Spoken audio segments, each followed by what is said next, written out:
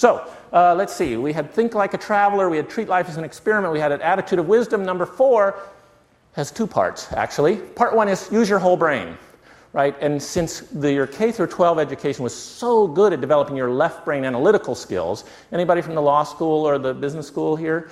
Very good at that. Let's continue refining. Let's continue exercising, fine-tuning your left brain. But in fact, there's lots of opportunities out there for your right brain to make its mark, right? Roger Martin at the University of Toronto calls it the opposable brain, applying the left brain and right brain at the same time. And what I'd really love to do at this point is there was a wonderful presentation at the TED conference in Monterey this year, a woman named Jill Bolte Taylor, where she's talking about how the left brain and the right brain, she says they're really pretty separate, and she says, oh, let me show you what I mean. And she turns, there's a little screen here, and she turns behind the screen, and she comes out with a brain, with a human brain, with the cord, the spinal cord hanging down, and I'm thinking, you don't see that every day, right? So I wish I had the brain here I could hold out, but basically, since your left brain is already very well taken care of, this whole-brained approach that Dan Pink talks about in his great book, A Whole New Mind, it's really talking about bringing your right brain into play. And I'm going to go out on a limb and predict that the winners of this year's Global Innovation Tournament, they're going to use a lot of right brain intuitive skills as part of their successful entry. So that's part 1, use your whole brain.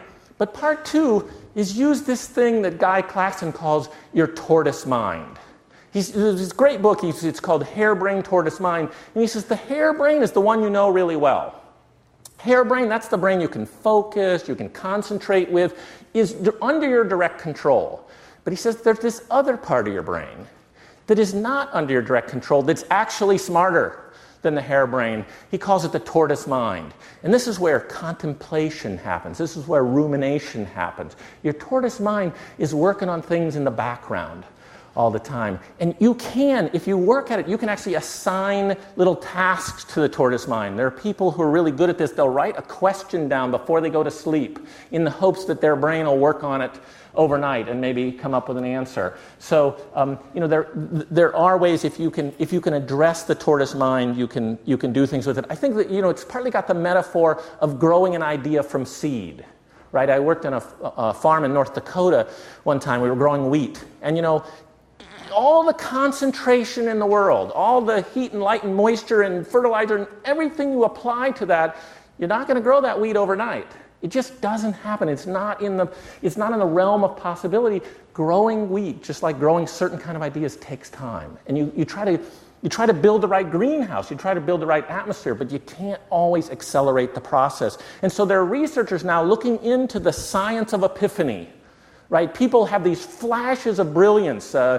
Allegedly, Newton is under the apple tree and the apple falls, and it's a fully formed point of view about the idea called gravity.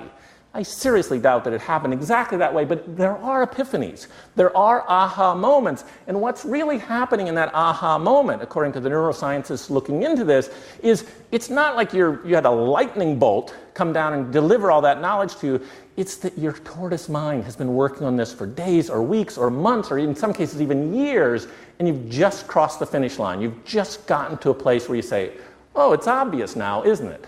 But it wasn't obvious for the previous, however many number of years.